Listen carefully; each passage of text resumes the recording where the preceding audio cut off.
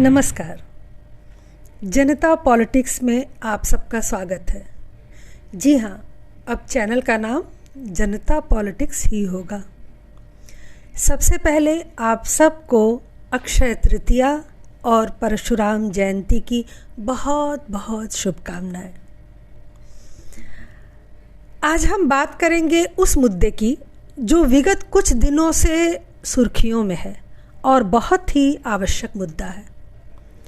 वो है uniform civil code अर्थात यूसीसी। इसे हिंदी में कहते हैं समान नागरिक संहिता, जो संविधान के अनुच्छेद 44 में वर्णित है। जैसा कि नाम से ही स्पष्ट है, सभी नागरिकों के लिए समान कानून या नियम। जैसे कि स्कूलों में यूनिफॉर्म होता है जिससे सभी बच्चे एक जैसे दिखें,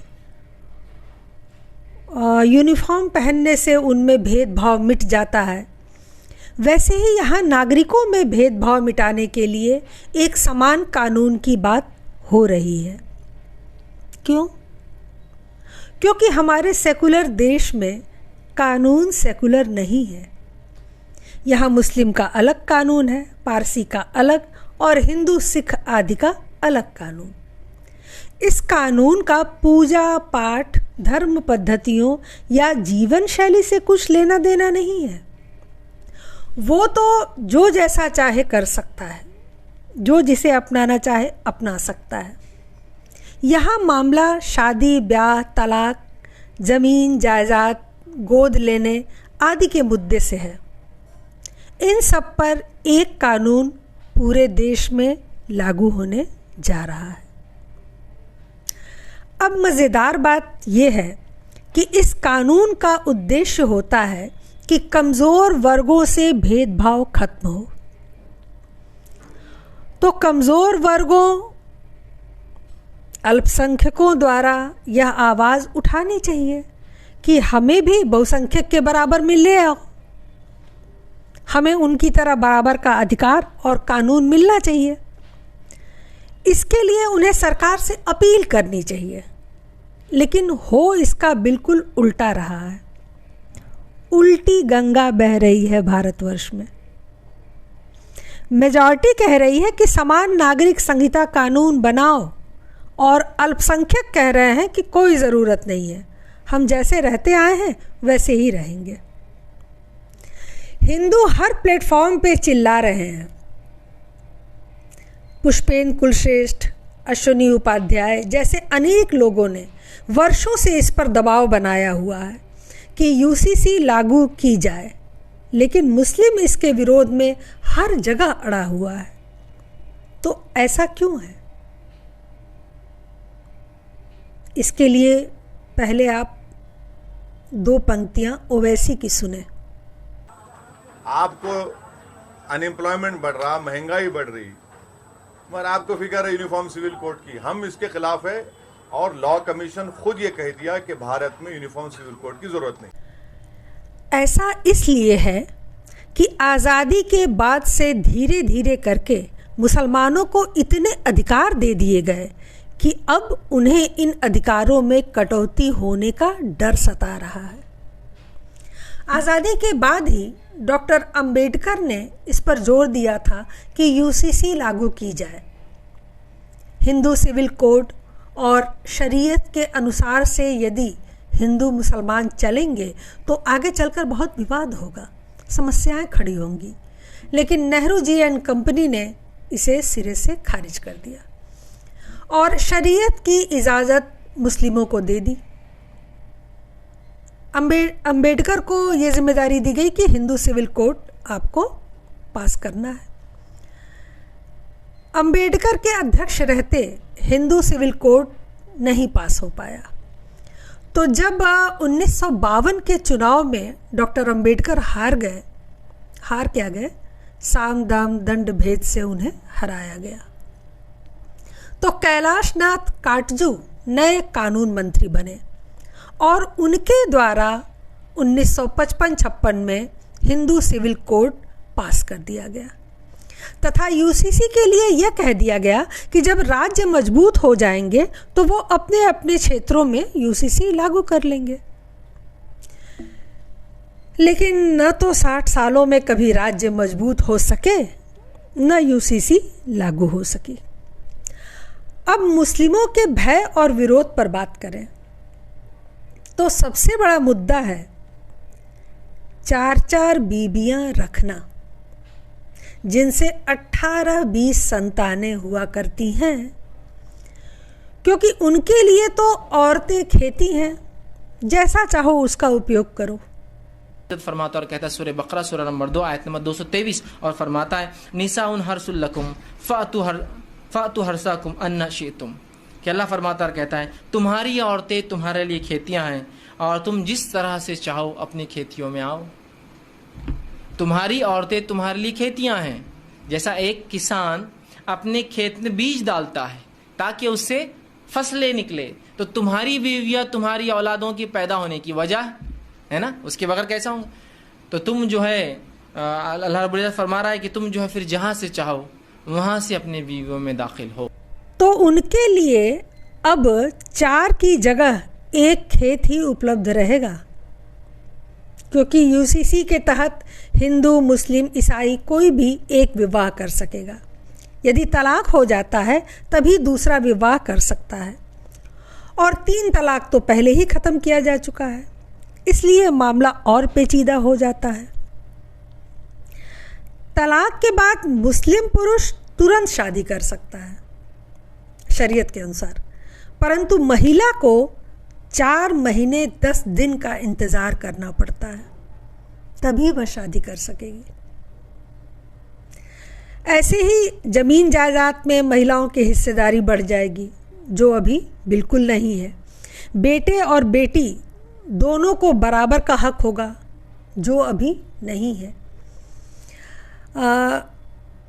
गुजारा भत्ता उन्हें नहीं मिलता था, वो मिलने लगेगा। गोद लेने की जो प्रक्रिया है वो भी हमारे हिंदू धर्म के अनुसार हो जाएगी।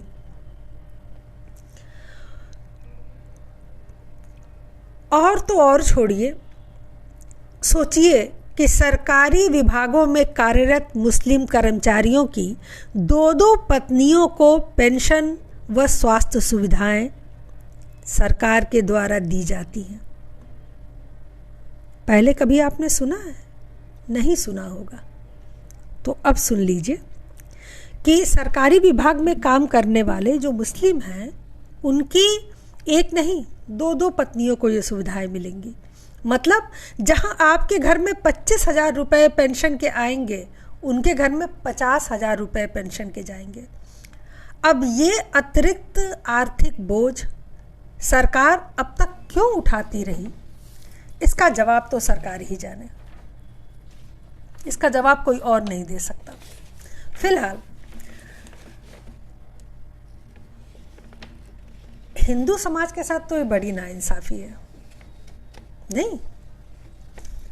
अब आप सोचिए कि इतने मौज से जो जीवन काट रहा हो, उसे कैसे रास आएगा एक देश एक कानून? वो कैसे सहमत हो जाएगा इस पर? क्योंकि इससे तो उनकी शरीयत का कानून पूरी तरह समाप्त हो जाएगा। मुस्लिम पर्सनल लॉ बोर्ड खत्म हो जाएगा।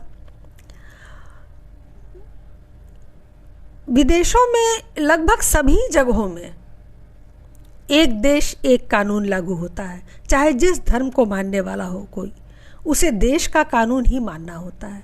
लेकिन भारत में पारसी, मुस्लिम, ईसाई, हिंदू सबका अलग अलग कानून है, लेकिन किसी अन्य धर्म के लोगों को कोई परेशानी नहीं हो रही है। समान यूसीसी के कानून के आने से, समान नागरिक संहिता लगने से किसी धर्म को परेशानी नहीं हो रही है, सिर्फ मुस्लिमों को हो रही है, क्योंकि उनका कहना है कि एक देश एक कानून हो जाने के बाद भारत को हिंदू राष्ट्र घोषित करना आसान हो जाएगा। इसलिए भाजपा ऐसा कर रही है। तो ऐसी बात क्यों उठ रही है? क्योंकि मुस्लिम पर्सनल लॉ बोर्ड का ये कहना है कि इनको लागू करने का अर्थ है, मतलब यूसीसी को लागू करने का अर्थ है कि सभी धर्मों पर हिंदू कानून लागू हो जाएगा और सब उसका ही पालन करेंगे, मतलब सबका डीएनए एक हो जाएगा। वो तो पहले से ही एक था। अब ये तो है हिंदू धर्म के कानून ही सब पर लागू होंगे, तो है। वैसे भी हम धर्मनिरपेक्ष और सेकुलर देश हैं, तो धर्म के चश्मे से कानून को क्यों देखते हो? देश का कानून होगा तो मानना होगा बस।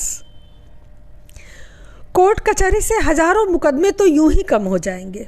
जब अधिकार, वसीयत, संपत्ति, गुजारा भत्ता जैसे विवाद कानून के दायरे में आ जाएंगे तो मुकदमे कम होने ही है। मुस्लिम महिलाओं की स्थिति बहुत बेहतर हो जाएगी। असम के मुख्यमंत्री हेमंत बिस्वा शर्मा की 2 टूक बात इस पर सुनिए। देखिए, यूसीसी में तो जितना मुसलमान लोगों को मिला, सब लोग चाहते यूसीसी हो। कोई मुसलमान लड़की नहीं चाहते कि मेरा हस्बैंड मेरा 3 छोटे वाइफ लेके आए, कोई नहीं चाहते। ये तो हमको पूछने का बात नहीं है, आप हर मुसलमान लेडीज को पूछिए, कोई नहीं चाहते कि मेरा हस्बैंड 3 शादी करे, कौन चाहेगा? तो ये यूसीसी मेरा समस्या नहीं है, ये मुसलमान माँ और महिलाओं का समस्या है। अब मुस्लिम महिलाओं की स्थिति सुधरते तो मुस्लिम पुरुष देख ही नहीं सकते, जैसा आपने पहले भी हिजाब और 3 तलाक के मामलों में देखा होगा। लिहाजा उन्हें जमकर विरोध करना ही है, उत्पात मचाना ही है। फिर भी जब भाजपा सरकार के मैनिफेस्टो में यूसीसी चुनाव के वक्त ही डाल दिया गया था तो लागू तो होना ही है। बेहतर होता कि मोदी सरकार इसे केंद्र की तरफ से सभी राज्यों में एक समान लागू करती, तो पूरे देश में इसका व्यापक असर दिखाई देता। क्योंकि दिल्ली हाई कोर्ट ने भी सरकार से ये कहा है कि उसे यूसीसी लागू कर देना चाहिए। एक केस की सुनवाई के दौरान कोर्ट को यह कहना पड़ा, जब राजस्थान के एक हिंदू पति पत्नी के तलाक का केस इस वजह से उलझ गया कि राजस्थान की मीणा जनजाति पर हिंदू मैरिज एक्ट लागू नहीं होता, वहाँ ऐसे फैसले पंचायत लेती है। पत्नी ने इसी आधार पर केस को खारिज करवा दिया। तब जज ने कहा कि अब देश में यूनिफॉर्म सिविल कोड बहुत आवश्यक हो गया है, सरकार को इस दिशा में काम करना चाहिए। लेकिन अभी हाल फिलहाल राज्यों को यूसीसी के लिए हरी झंडी दे दी गई है सरकार की तरफ से, और उत्तराखंड, हिमाचल प्रदेश, असम और उत्तर प्रदेश इसके लिए तैयारी में जुट भी गया है। तो निष्कर्ष ये कि हम बहुसंख्यक अल्पसंख्यकों से विनती कर रहे हैं कि हमारी बराबरी में आ जाओ, और वो छिटक कर दूर भाग रहे हैं कि हम तुमसे बेहतर हैं, तो तुम्हारी बराबरी में आकर अपना स्तर क्यों गिराएं। लेकिन अब चाहे जो हो जाए, इसे लागू करवाना ही होगा। भारत के भविष्य के लिए यह बेहद आवश्यक कदम होगा। उम्मीद है कि इस बार मोदी सरकार कदम पीछे नहीं हटाएगी, चाहे जितना भी विरोध हो। आज के लिए बस इतना ही। कृपया चैनल को सब्सक्राइब, शेयर व लाइक ज़रूर करें। अपने सभी प्लेटफॉर्म पर इसे पहुंचाएं। अपने विचार हमें कमेंट बॉक्स में लिखें, और किसी अन्य विषय पर अगर आप चाहते हैं कि जनता पॉलिटिक्स में चर्चा की जाए तो वो भी हमें ज़रूर बताएं। आपका स्वागत है। धन्यवाद। नमस्कार।